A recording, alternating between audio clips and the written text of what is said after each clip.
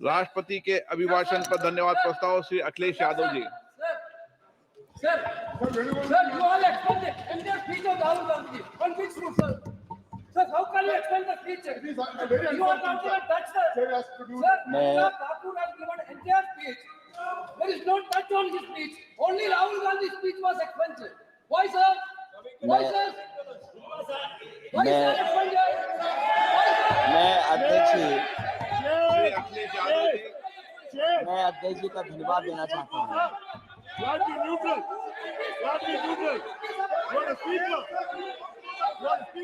अध्यक्ष महोदय,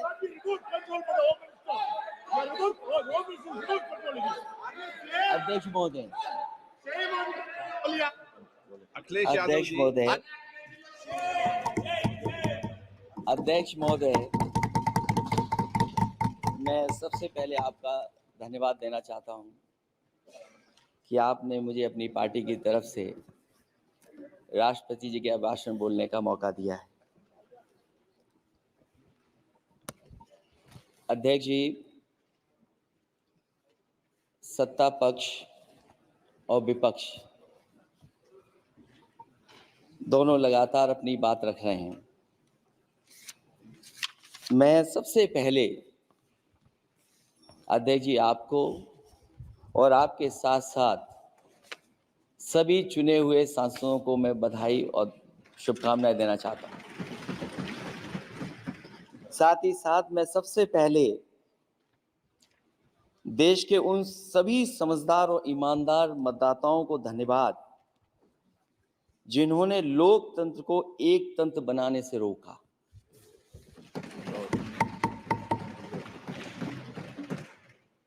चुनाव के समय पर अध्यक्ष जी ऐसा कहा गया कि 400 पार।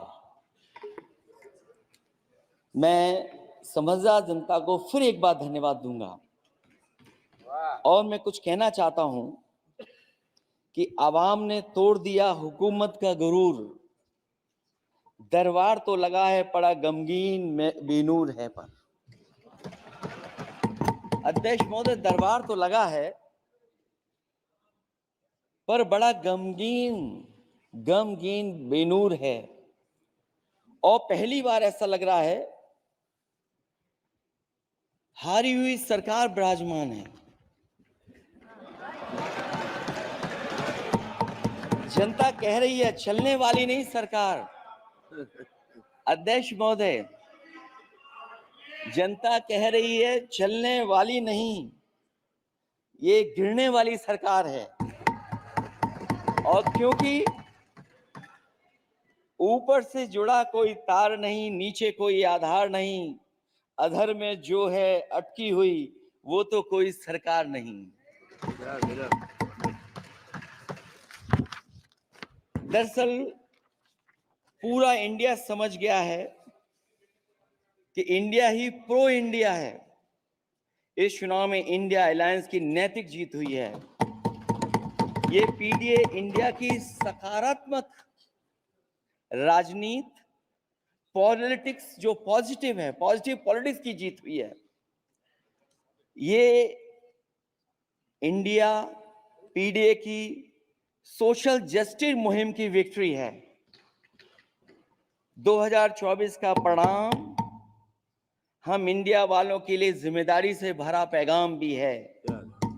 और अगर हम यूं कहें अध्यक्ष महोदय कि 15 अगस्त 1947 अगर उपनिवेशिक राजनीति से आजादी का दिन था तो 4 जून 2024 देश के लिए सांप्रदायिक राजनीति से आजादी का दिन रहा। ये सांप्रदायिक राजनीति के अंत और सांप्रदायिक राजनीति की शुरुआत है। जहां सांप्रदायिक राजनीति का अंत हुआ है वहीं सामुदायिक राजनीति की शुरुआत हुई है।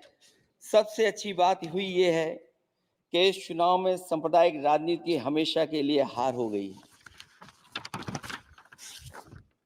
अध्यक्ष महोदय, कहने को सरकार ये कहती है कि ये 5th लार्जेस्ट इकोनॉमी बन गई है और जीडीपी के मामले में 5th वर्ल्ड की इकोनॉमी बन गई है। लेकिन अध्यक्ष मोदी, ये सरकार क्यों छिपाती है कि अगर ये हमारी सबसे लार्जेस्ट इकोनॉमी, अगर हम 5वें नंबर पर हैं, तो हमारे देश की पर कैपिटा इनकम, प्रति व्यक्ति आय हमारे किस स्थान पर पहुंची है। और हम लोगों ने तो अध्यक्ष महोदय देखा है कि अगर दिल्ली की सरकार ने कहा होगा कि $5 ट्रिलियन की इकोनॉमी बनेगी, तो जहां से प्रधानमंत्री जी चुन करके आते हैं, वहां का प्रदेश के सरकार भी कह रहे कि हम $1 ट्रिलियन इकोनॉमी बना लेंगे। देश की इकोनॉमी कहां पहुंच गई, पर कैपिटा इनकम क्या है। लेकिन अगर उत्तर प्रदेश की इकोनॉमी को अगर $1 ट्रिलियन की इकोनॉमी बनना है, तो कम से कम 35% की ग्रोथ चाहिए। मुझे नहीं लगता है कि 35% की ग्रोथ उत्तर प्रदेश पा पाएगा। हम हंगर इंडेक्स में कहां खड़े हैं, नीचे से कहां हैं। जो 5th लार्जेस्ट इकोनॉमी की बात कर रहे हैं, वो इनइक्वालिटी के पैरामीटर पे कहां खड़े हैं, वो हैप्पीनेस इंडेक्स में कहां खड़े हैं। और जो लोग चुनाव को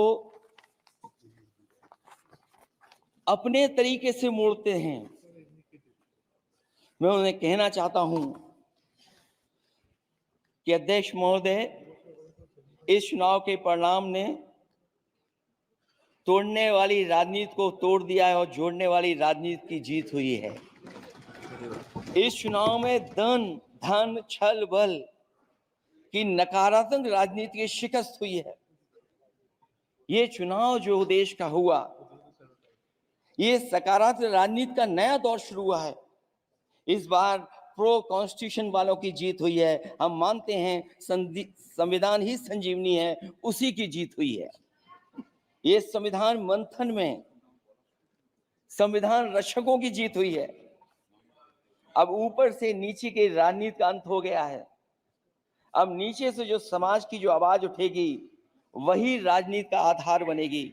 मैं कहना चाहता हूं कि देश किसी की व्यक्तिगत महत्वाकांक्षा से नहीं, जन आकांक्षा से चलेगा।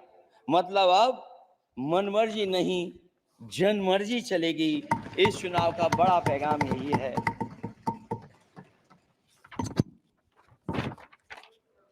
अध्यक्ष महोदय, बहुत सी बातें हुई हैं। अगर उत्तर प्रदेश की बात ना हो, क्योंकि अध्यक्ष महोदय सबसे बड़ा प्रदेश जहां है, उसने हर बार दूसरे दल को समर्थन देकर के सरकार बनाई। मैं उन्हीं लोगों से कहना चाहता हूं कि लोग क्यूटो की फोटो लेकर बनारस की गलियों से लेकर के गंगा जी तक ढूंढ रहे हैं। उनको लगता है जिस दिन मां गंगा साफ हो जाएंगी, शायद उस दिन कहीं क्यूटो उसकी गोद में कहीं मिल जाएगा। बनारसी लोग चाहते हैं कि कोई गंगा जी के भी तल में उतरकर उसका दर्द भी जाने। उत्तर प्रदेश की जनता का बस यही आग्रह है कि जिस गंगा जल को हाथ में लेकर सच कहने की कसम खाई जाती है, कम से कम उस गंगा जल से तो झूठ ना बोला जाए।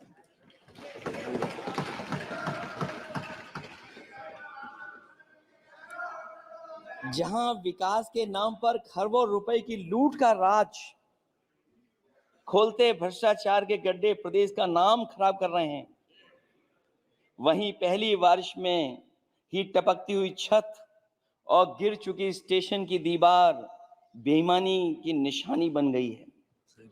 अध्यक्ष महोदय, विकास का ढिढोरा पीटने वाले इस विनाश की जिम्मेदारी कब लेंगे। और रही सच्चे विकास की बात, तो हमने जो सड़क बनाई उस पर हवाई जहाज उतरे थे, और उत्तर प्रदेश की मुख्य नगरी में सड़कों पर नाव उतरी हैं। और अभी बारिश और हो जाएगी तो नाव से भी चलना पड़ेगा। यही स्मार्ट सिटी के जुमले का भी हाल है। न तो जाम से छुटकारा मिला, न बुनियादी सुविधाओं से कोई निजात मिली, न कोई बुनियादी सुविधाएं मिल पाई हैं। मुझे याद है अध्यक्ष महोदय, देश के प्रधान सांसद जी ने अनाथ पशुओं के बारे में बहुत कुछ कहा था। अनाथ पशुओं की समस्या से छुटकारा दिलवाने के लिए कब वादा किया हुआ, लेकिन कई चुनाव बीत गए हैं, अभी तक गन्ने का भुगतान 2 हफ्ते का वचन जो दिया था, कहां दिया था? अब तो वचन देने वाले को भी याद नहीं है। हर बात को जुमला बना देने वाले लोगों के ऊपर से जनता का भरोसा उठ गया है। इसीलिए बहुमत की सरकार नहीं है, ये सहयोग से चलने वाली सरकार है।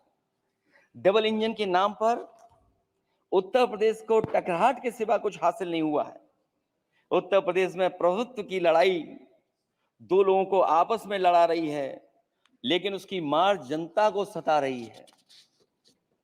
पिछले 10 सालों की उपलब्धि बस इतनी रही कि एक शिक्षा परीक्षा माफिया का जन्म हुआ। अध्यक्ष महोदय, जिस समय चुनाव में थे और उत्तर प्रदेश में वो हालात देखे हैं कि नौजवान जब भी तैयारी कर करके जाता था और परीक्षा दे करके लौटता था, तो उसको पता लगता था कि पेपर लीक हो गया।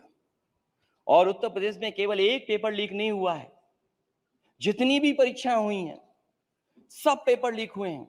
केवल उत्तर प्रदेश ही नहीं, मैं माननीय सांसद की तरफ से सुन रहा था, कई ऐसे प्रदेश हैं जहां पर परीक्षाएं देने तो बच्चे गए, लेकिन वहां भी पेपर लीक हो गया। और अभी जब 4 जून को रिजल्ट आया, उसके बाद जो बात उठी है, देश की सबसे प्रेस्टिजियस परीक्षा, उसका भी पेपर लीक हो गया। और आखिरकार ये पेपर लीक हो क्यों रहा है? सच्चाई तो ये है कि ये सरकार पेपर लीक इसलिए करा रही है कि सरकार नौकरी नहीं देना चाहती, रोजगार नहीं देना चाहती, उन नौजवानों का भविष्य नहीं बनने देना चाहती। पिछले 10 सालों की उपलब्धि बस इतनी रही है कि एक शिक्षा परीक्षा माफिया का जन्म हुआ है, जिसने तथाकथित अमृत काल में युवाओं के भविष्य की आशाओं को ही जहर दे दिया है। जो सरकार उम्मीद को मार दे, वह न तो वर्तमान को सुधार सकती है, न भविष्य को संभाल सकती है। सरकार आशा का प्रतीक होनी चाहिए, निराशा का नहीं। जनता चाहती कि हर समस्या के लिए बीते कल को जिम्मेदार ठहराने के बहाने को सरकार छोड़े और आने वाले कल की बात करे। अगले 1000 साल के झूठे सपने दिखाने वाले अगले महीने होने वाली परीक्षाओं के लीक न होने की गारंटी कब लेंगे? जनता अब न तो किसी बहकावे में आएगी और न किसी के बहलावे फुसलावे में आएगी। जो लोग कहते हैं कि अमृत काल की बात करने वाले जनता का जागरण काल आ गया है, आज इस सदन में नए राजनीतिक जागरण के अनेक प्रतिनिधि बैठे हैं। अब जब बात होगी तो सच्ची बात होगी और जनता को पूरी सच्चाई के साथ हम लोग अपनी जिम्मेदारी के साथ बात रखेंगे।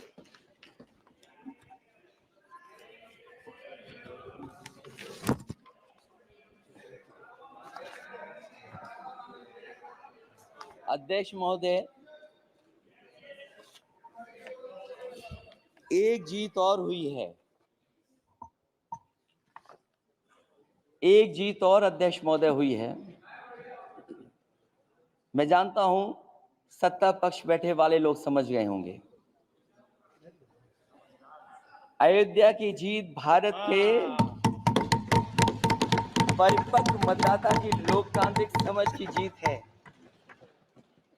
और हम तो अध्यक्ष महोदय यही सुनते आए हैं, होए वही जो राम रची राखा, यह है उसका फैसला। अध्यक्ष महोदय, होई वही जो राम रची राखा, यह है उसका फैसला। जिसकी लाठी में नहीं होती आवाज, जो करते थे किसी को लाने का दावा, वो हैं खुद किसी के सहारे के लाचार।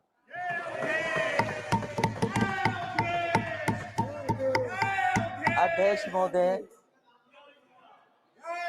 मैं फिर कह देना चाहता हूं, होए वही जो राम रचि राखा।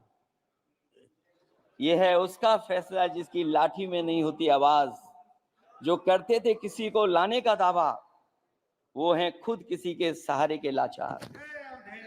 हम अयोध्या से लाए हैं उनके प्रेम का पैगाम। हम अयोध्या से लाए हैं उनके प्रेम का पैगाम, जो सच्चे मन से करते हैं सबका कल्याण। सदियों में जन जन गाता है जिनके गान, अभय दान देती जिनकी मंद मंद मुस्कान। मानवता के लिए उठता जिनका तीर कमान। अध्यक्ष महोदय, जो असत्य पर सत्य की जीत का है नाम, उफनती नदी पर जो बांधे मर्यादा के बांध, वो है अवध के राजा पुरुषोत्तम प्रभु राम। हम अयोध्या से लाए हैं उनके प्रेम का पैगाम।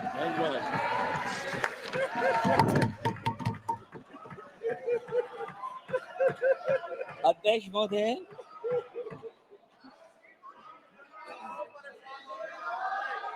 अध्यक्ष महोदय, कुछ बातें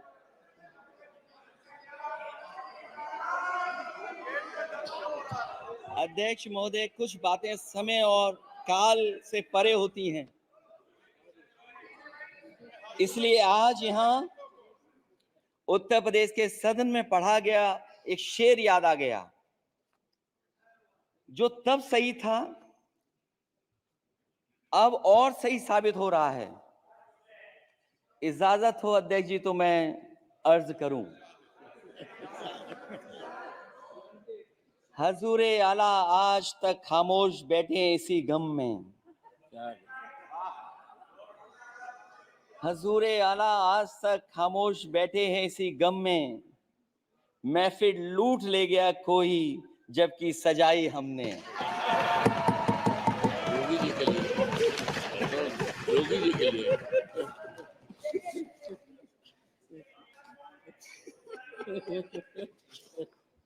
अध्यक्ष महोदय,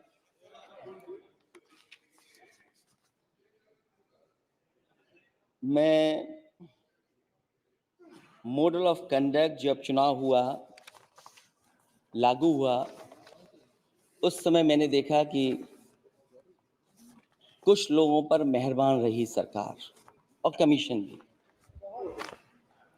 कई, मैं बहुत डिटेल में नहीं जाना चाहता हूं अध्यक्ष महोदय, लेकिन कहीं ना कहीं प्रश्न उस संस्था पे भी लगा है। और अगर उस संस्था पर प्रश्न लगा है तो लगाने वाली सरकार की वजह से लगा है। इसलिए अगर निष्पक्ष होगी वो संस्था, तो न केवल हमारा लोकतंत्र स्वस्थ होगा, बल्कि हमारे लोकतंत्र और मजबूत दुनिया में दिखाई देगा। अध्यक्ष महोदय, ईवीएम पे मुझे कल भी भरोसा नहीं था, आज भी नहीं भरोसा। मैं 80 के 80 सीट जीत जाऊं तब भी नहीं भरोसा। और मैंने अपने चुनाव में कहा था अध्यक्ष महोदय, ईवीएम से जीत करके ईवीएम हटाने का काम करेंगे। न ईवीएम का मुद्दा मरा है, न जाएगा खत्म। जब तक ईवीएम नहीं हटेगी, हम समाजवादी लोग उस बात पर अड़ग रहेंगे। उत्तर प्रदेश अध्यक्ष महोदय वो प्रदेश है जिसने सरकार बीजेपी की बनवाई, एक बार नहीं 2 बार बनवाई। और उसी उत्तर प्रदेश के साथ कितना बड़ा भेदभाव,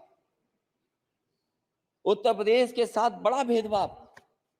मुझे याद है वो दिन जब प्रधानमंत्री जी एयरफोर्स के सबसे भारी वाहन हवाई जहाज से उतरे थे सड़क पर। वो अलग बात है कि उस प्रदेश के मुख्यमंत्री उनके साथ नहीं बैठ पाए थे,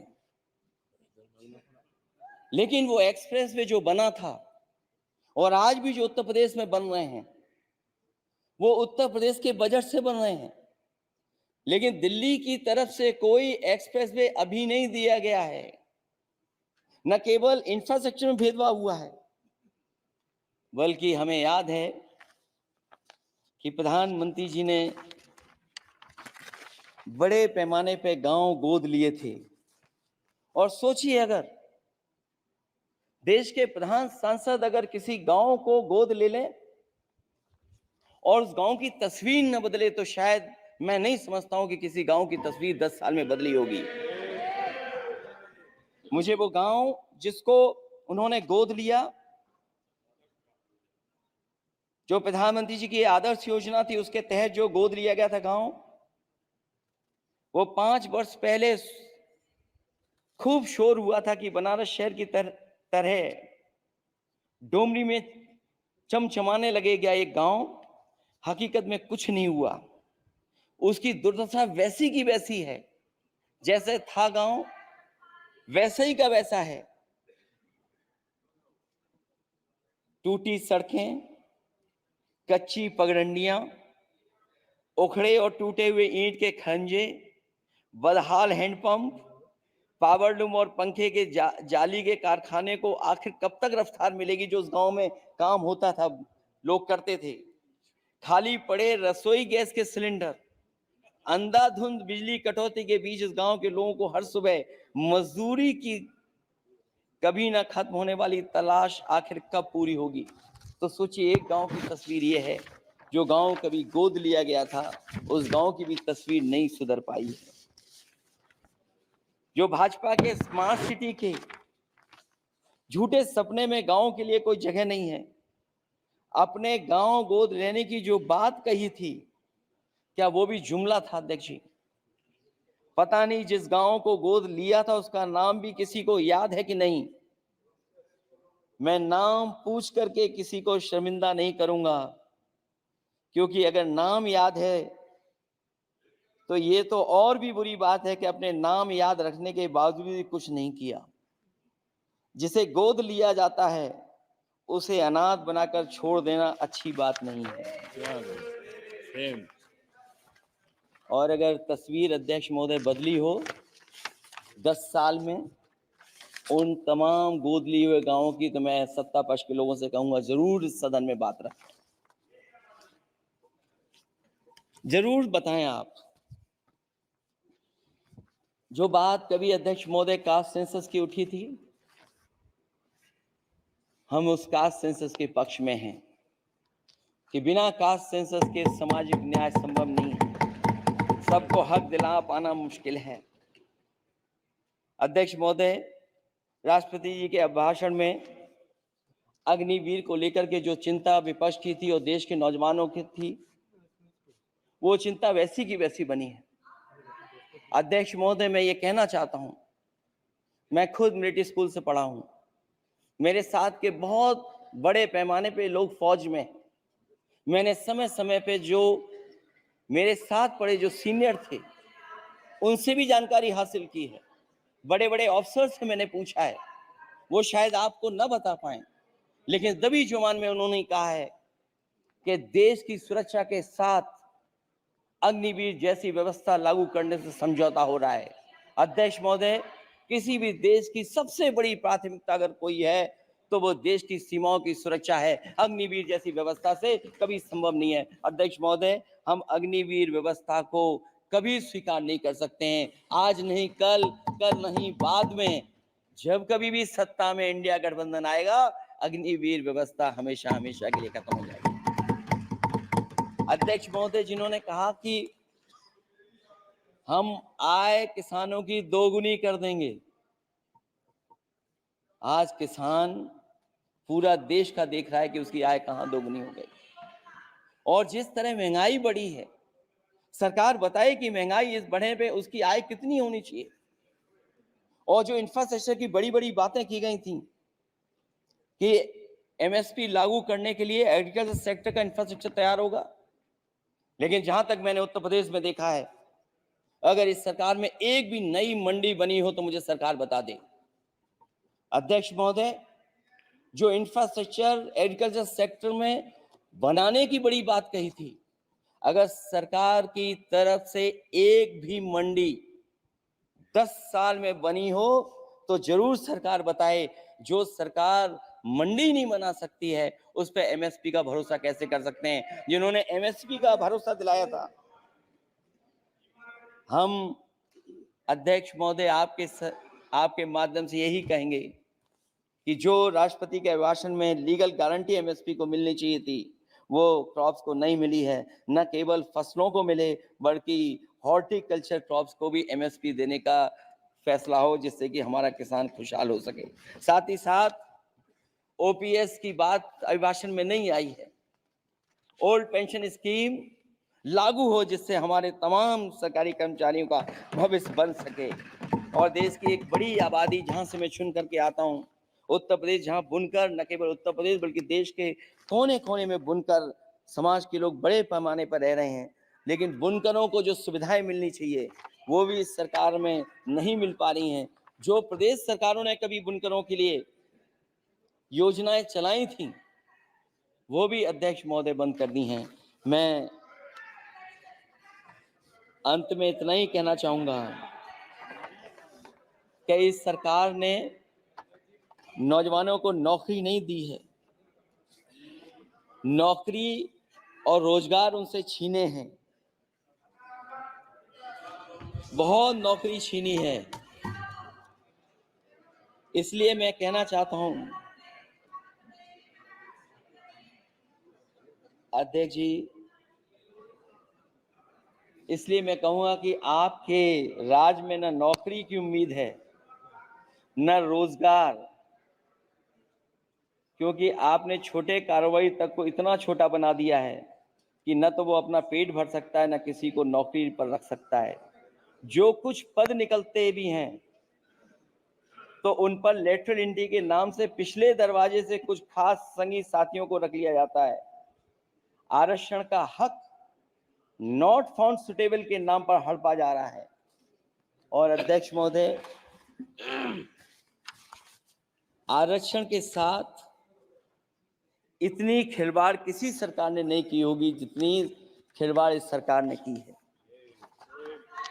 जहां सरकारी नौकरियां नहीं दी जा रही हैं, और सरकारी नौकरियां इसलिए नहीं दी जा रही हैं क्योंकि उन्हें आरक्षण देना पड़ेगा। जिस प्रदेश से मैं आता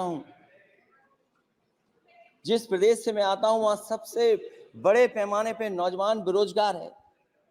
और पिछले 10 साल में जो पेपर उन्होंने लीक कराए हैं वो इसीलिए कराए हैं क्योंकि नौकरी ना देनी पड़े, और अगर नौकरी देनी पड़ेगी तो उन्हें आरक्षण भी देना पड़ेगा। ये जानबूझ करके सरकार नौकरी और आरक्षण के साथ खिलवाड़ कर रही है। मैं अध्यक्ष महोदय अंत में इतना ही कहना चाहता हूं, आशा है ये सरकार तब तक चलेगी तब तक उसके केंद्र में इस देश का हर एक गरीब, शोषित, वंचित, पीड़ित, पिछड़ा, दलित, अल्पसंख्यक, आदिवासी, महिला, युवा, छोटा कारोबारी, ईमानदार, नौकरी पेशा, आम आदमी और कर्मचारी अधिकारी, मजदूर और किसान होगा, ना कि धनवान होगा। और शासन के आधार पर संविधान होगा। वह जुमलों की जगह सच में महंगाई, बेरोजगारी, भ्रष्टाचार, गरीबी, भुखमरी, सांप्रदायिक हिंसा, दलित व महिला उत्पीड़न, सामाजिक अन्याय जैसे मूलभूत मुद्दों का समाधान होगा। और भोजन, बिजली, पानी, दवाई, पढ़ाई जैसी बुनियादी जरूरतों के लिए कागजी योजनाओं की जगह सच में इंतजाम होगा। मैं एक बार फिर उत्तर प्रदेश की समझदार जनता द्वारा सबसे बड़ी पार्टी चुने जाने के साथ साथ इंडिया गठबंधन समाजवादी पार्टी और कांग्रेस को सबसे ज्यादा सीटें जिताई, उसके लिए मैं उत्तर प्रदेश की जनता का बहुत बहुत धन्यवाद और आभार भी प्रकट करूंगा। मुझे उम्मीद है कि अगली बार जब राष्ट्रपति जी का अभिभाषण हो वो सरकारी भाषण ना हो, सच्चाई के साथ सरकार अपनी बातें रखें। इन्हीं शब्दों के साथ अध्यक्ष महोदय मैं आपका बहुत बहुत धन्यवाद देता हूँ। श्री संतोष पांडे।